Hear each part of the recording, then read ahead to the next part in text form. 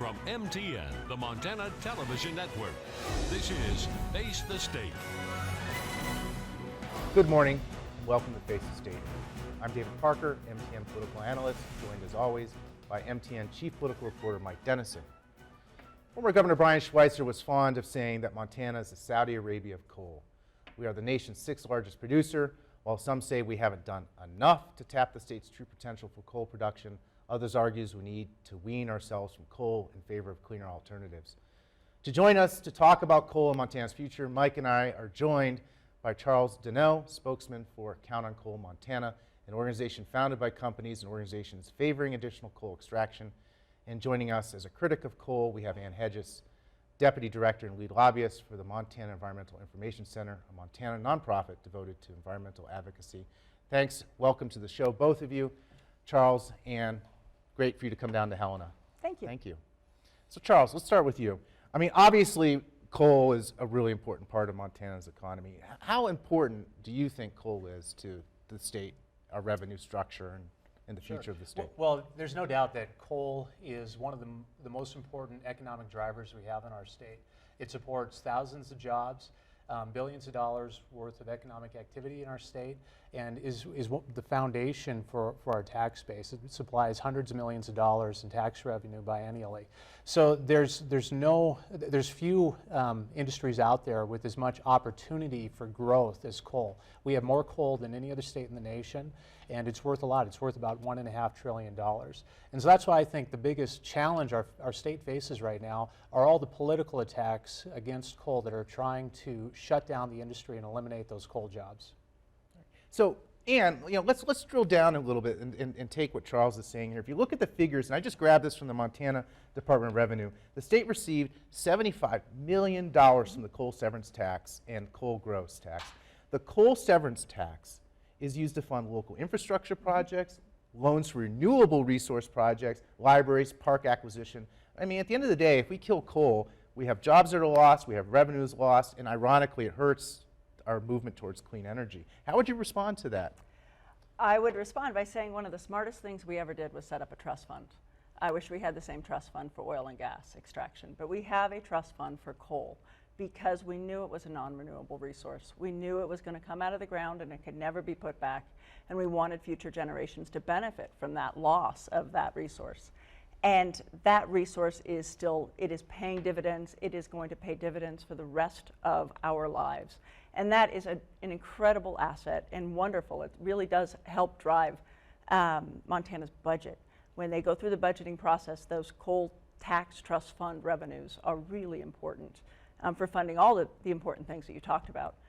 The bottom line, though, is that coal is like any natural resource. It is finite, and there is an end to its life. And there will be an impact to the economy. It is not the impact that Chuck is predicting, or Charles, sorry.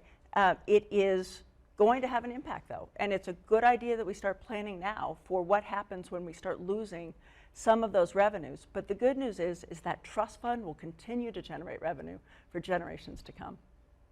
Now, thinking about one of the things that's happened in the oil and gas industry, right, with fracking, is that they've taken these wells, made them more productive, and gotten a lot more out of that they expected. Are there similar possibilities with coal that actually we have a lot, but maybe we could even get more mileage out of it to actually put off the date of us ending our coal's usefulness? Well, I think Ann's correct. Someday we'll run out of these resources, but it's a long way off in the future. It's hard to wrap your mind around the immensity of the amount of coal we have in this state. At the current rate of extraction, we'll be digging coal for 1,600 years in Montana. Now, I don't think 1,600 years from now we'll still be using coal, but we will 100 years from now. And Montana alone could supply the entire U.S. electricity supply for 100 years just with the coal we have in the ground. So we have a lot of it, and I think with advances in technology, I don't think there's so much on the extraction side. I think where we need to invest in technology is in the generation side to make coal cleaner, so that we can address these problems that we have. We need to address climate change, we need to get emissions cleaner, but we also need to supply a lot more electricity to the world. And to do both at the same time, we really need to figure out how we're going to make coal cleaner to get the emissions down while we can still supply the electricity that the world needs in the future. Charles, we'll come back and talk about clean coal a little bit more probably later in the show, but you mentioned in your opening that about what you call the political war on coal, and let's talk about the law that Washington passed about a week ago. Also, Oregon has passed a law, both of them essentially saying we don't want to buy any more coal power from Montana. Isn't this an indication that coal is falling out of favor with consumers? We can't force them to buy coal power. What do you think about that Washington law and its effects here? I think there's an important distinction here, Mike, that this isn't a change in consumer preference. This is a political preference. This is politicians in Washington and Oregon dictating to their consumers what choices they have. This is not the consumers going out and saying that we have a change in market preference. This is the politicians that are part of this war on coal that are trying to kill coal by any means. Governor Inslee himself said that the objective of their legislation in Washington was to end coal-fired electricity generation. They're not as concerned about what happens on the cost side for their own consumers, and they're certainly not concerned about what happens to Montana's economy. And I'm betting you might disagree with some of that. Almost all of it. Okay. In fact, this isn't being driven by politicians in Washington and Oregon or any place else in the country. This is being driven by market forces. It's being driven by citizens who are demanding a change. It's being driven by people who are concerned about climate change. It's being driven by the economics of climate change. In fact, both Washington and Oregon were facing citizen initiatives that were going to have a far more dramatic effect on the coal industry and their importation of Montana's coal-based electricity than anything that those two states passed. And we may still see one of those too. We still may see one of those. I doubt they'll pass now because what they've done is they've passed laws that I would say that it was a very conservative approach compared to what the citizens were putting on ballots in those two states. And in fact, the market, you know, what Charles would like is for politicians to be the ones to blame, but it's not politicians. It is a worldwide decrease in the demand for coal. It's a nationwide decrease in the demand for coal, and that's coming from not just citizens, but it's coming from markets.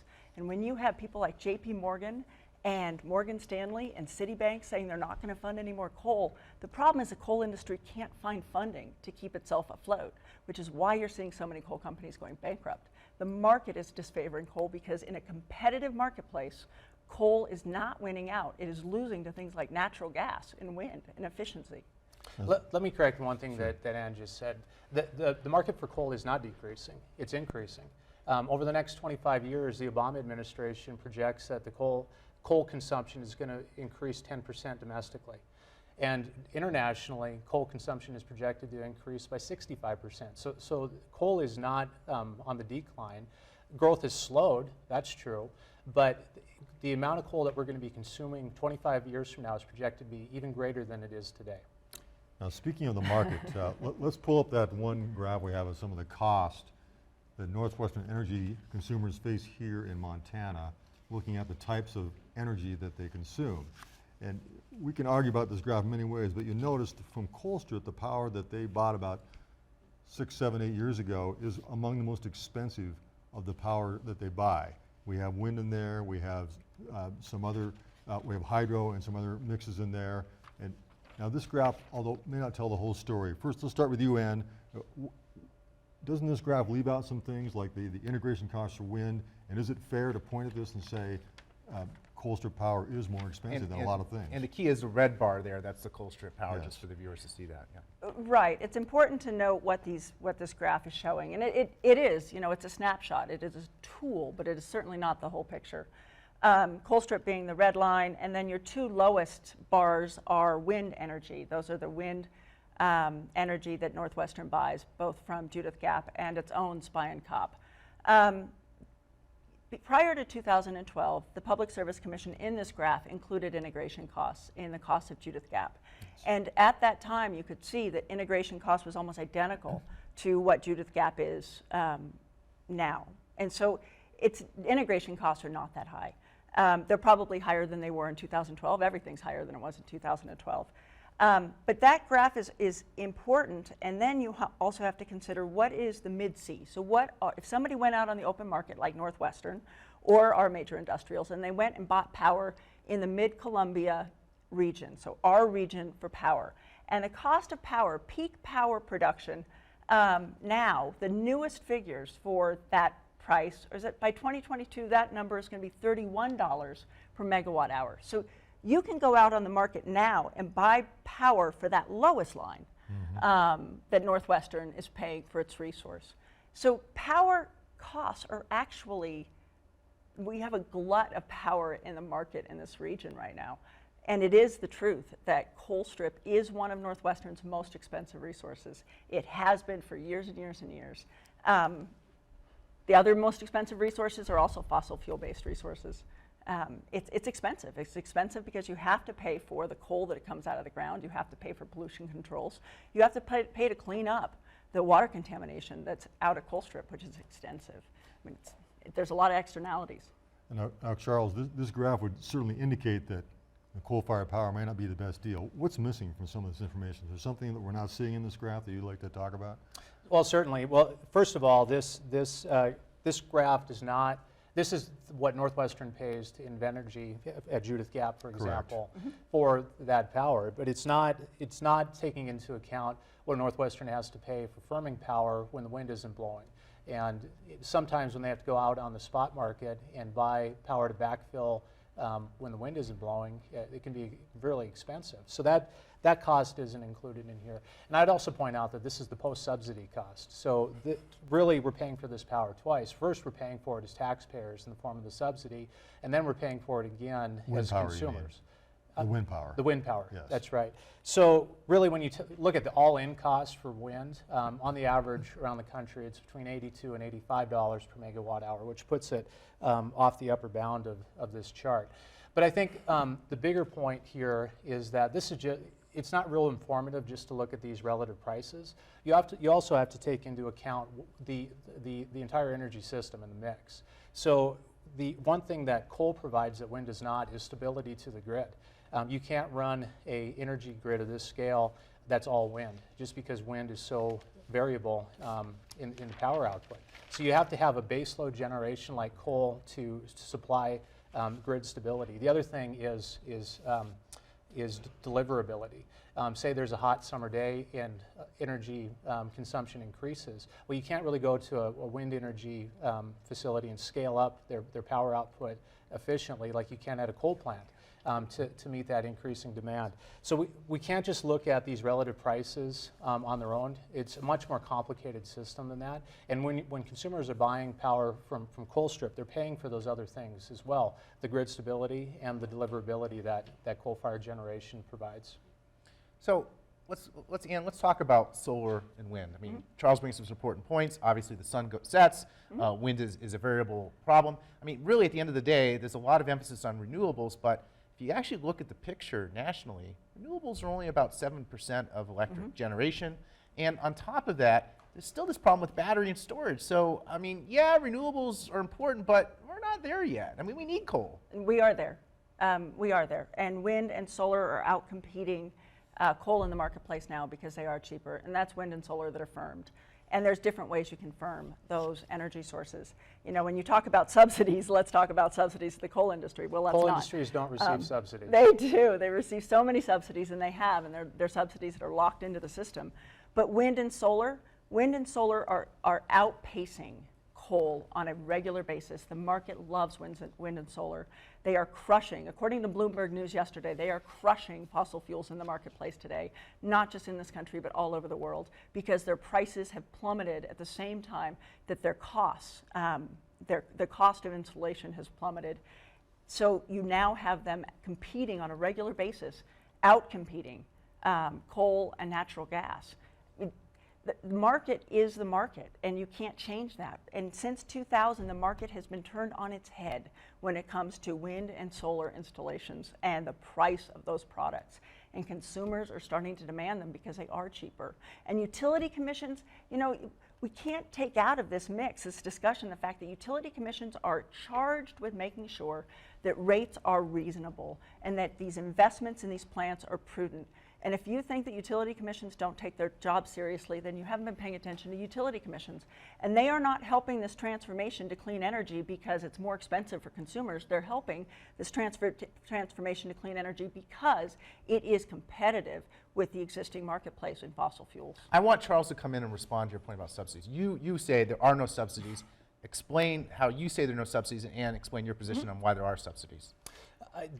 Coal companies don't receive subsidies. A subsidy is a government payout to a company.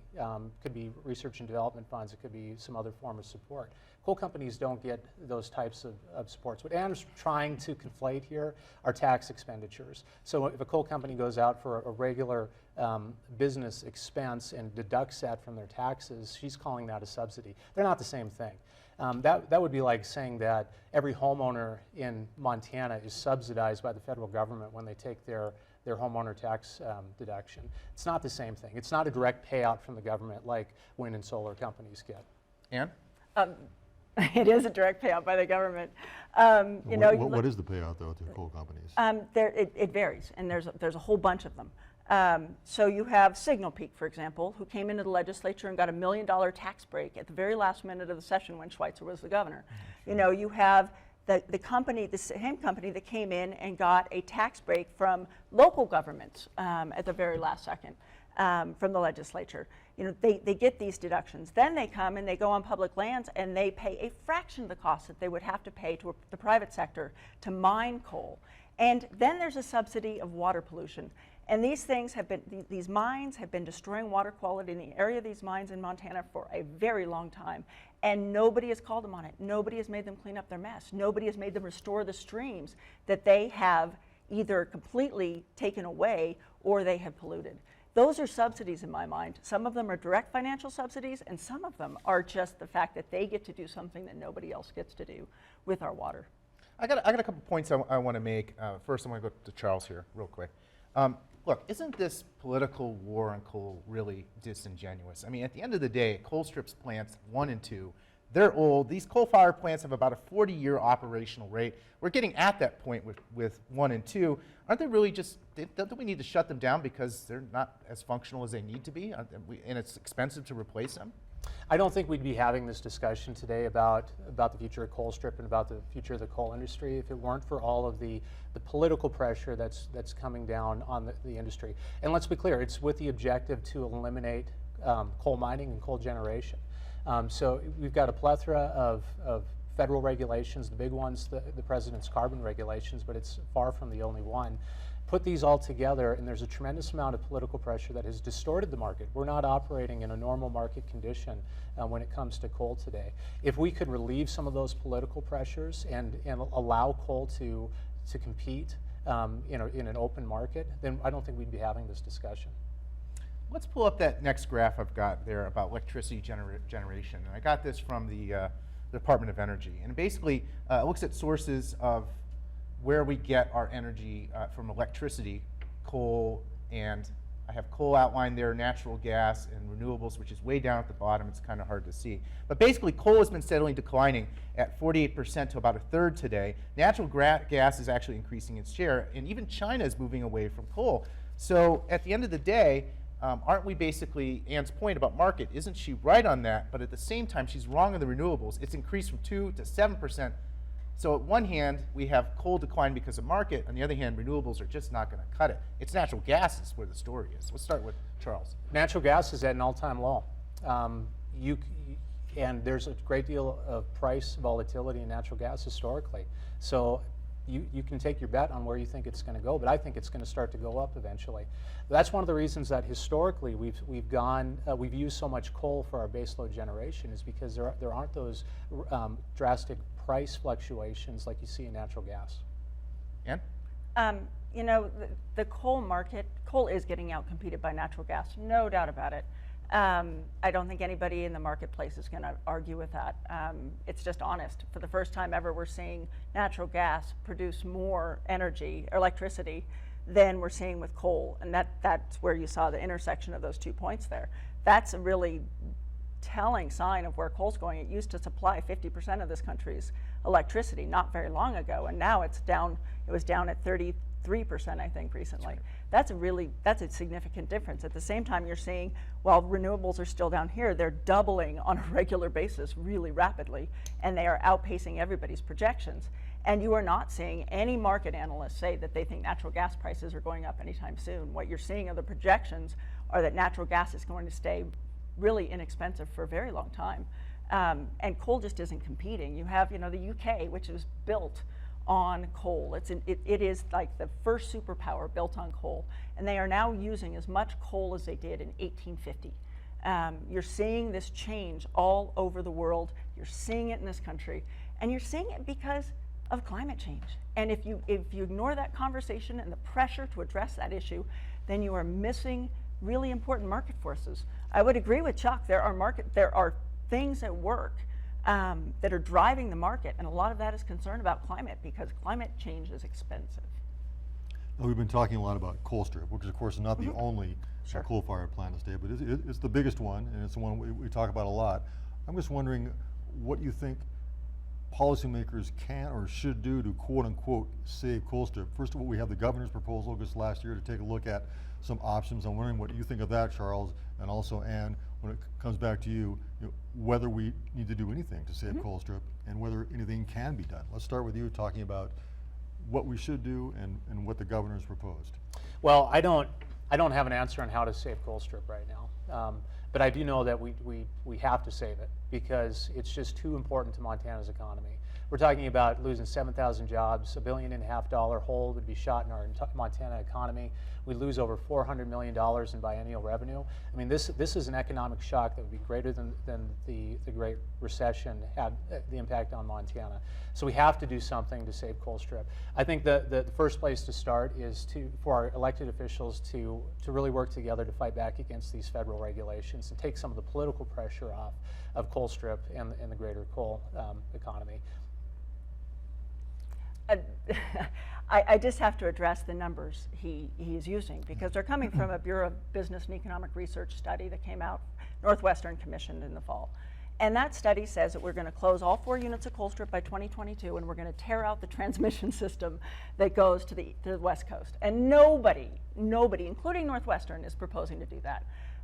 That's a silly analysis, because Northwestern, in its integrated resource plan that is just submitted to the Public Service Commission and is out for public comment now, doesn't propose to do that in the future any time in the plan. It never proposes to close Unit 4. It never proposes to tear out the transmission system. That was a political gimmick on their part to get that analysis that shows that that's what the economic impact would be.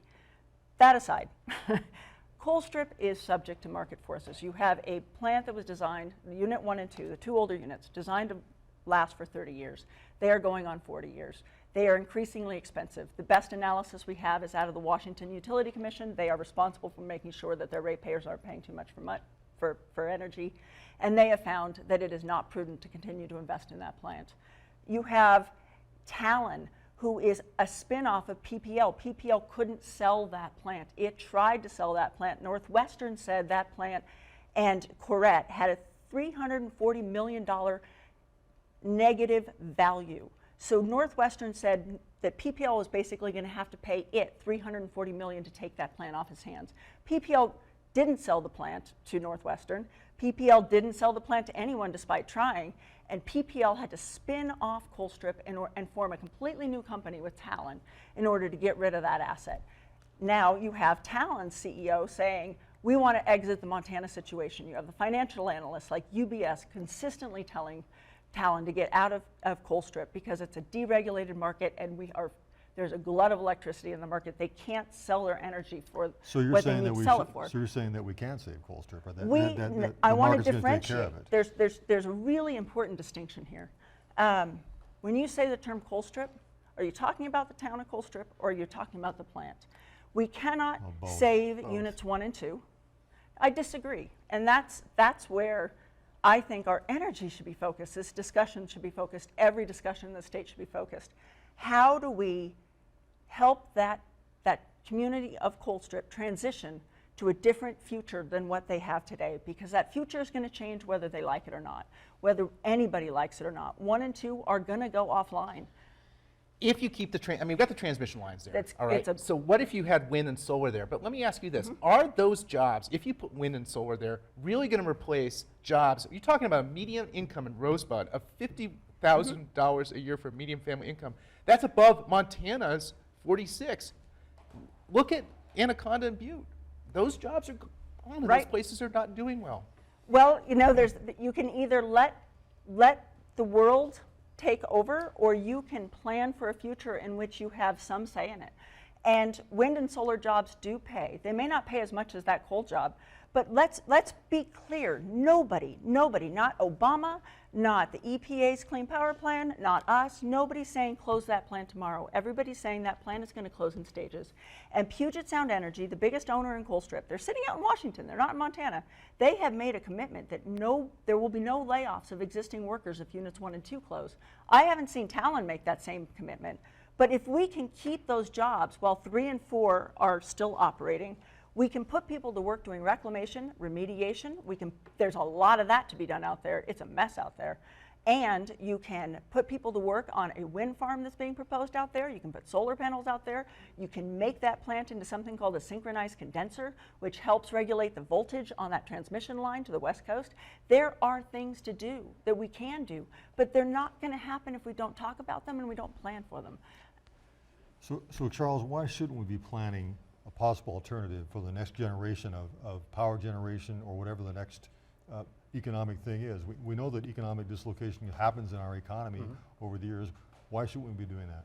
Well, I think it's important that we stop this mindset that it's an either or proposition, that in order for wind and solar to advance, we need to undermine coal.